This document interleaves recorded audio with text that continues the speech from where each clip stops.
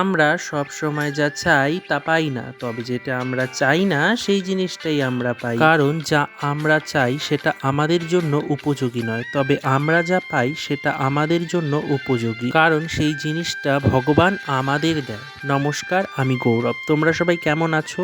আশা করি ভালোই আছো। তো দেখো, এই যে মোল্ডেড ক্লেটা দেখছো, যেটার কাজ আমি করছি, এটা প্রায় 100 বছর আগে আমার এক স্টুডেন্ট আমাকে দিয়েছিল। বলেছিল তুমি তো অনেক কিছু বানাও, তবে এটা দিয়ে কিছু বানিও। তো আমি আগে কখনো মোল্ডেড ক্লের কাজ করিনি বলে ভয় পাচ্ছিলাম, কি করব, কি বানাবো, কি বানালে ভালো হবে, ঠিক হবে না কি পারফেক্ট হবে না। তবে আজ এত সব নেগেটিভ চিন্তা পরিত্যাগ করে শেষমেশ ভাবলাম একটা হাঁসের মূর্তি বানাই। আর এই হাঁসটা আমি কোথায় ইউজ করব, তোমরা কে কে আইডিয়া করতে পেরেছো আমাকে কমেন্টে কিন্তু জানাবে। যাই হোক, তোমরা জানো পৃথিবীতে এত সব প্রাণী থাকা সত্ত্বেও হাঁসকে কেন মা সরস্বতীর বাহন হিসাবে আমরা ধরি, বা মা সরস্বতী কেন হাঁসকেই নির্বাচন করেছিলেন তার বাহন হিসাবে? কারণ হাঁসকে নাকি দুধ আর জল মিশিয়ে দিলে সে দুধটাই খায়, কিন্তু জলটা খায় না। ঠিক আমাদের এই জিনিসটাই মা সরস্বতী বোঝাতে চেয়েছেন। অর্থাৎ আমাদের সামনে ভালো বা খারাপ যেই জ্ঞানটাই থাকুক না কেন, তার মধ্যে থেকে